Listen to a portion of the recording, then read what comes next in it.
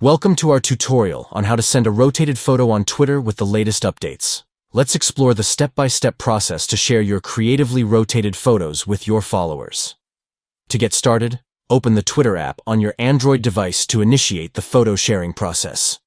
Tap the chat icon located at the bottom right corner of the screen to access the direct messaging feature. Select the chat you wish to send the rotated photo to continue with sharing. Next, tap the gallery icon positioned at the bottom left of the chat interface to choose a photo from your device's gallery. Long press on the photo you want to send to activate the editing options. You will now see the option to crop the photo.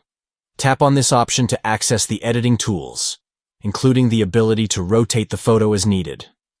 After rotating the photo to your desired orientation, tap Apply to confirm the changes, and then tap Save to prepare the photo for sending. By following these steps, you can easily send creatively rotated photos to your contacts on Twitter. Thank you for watching, and enjoy sharing your uniquely rotated photos to add a creative flair to your conversations.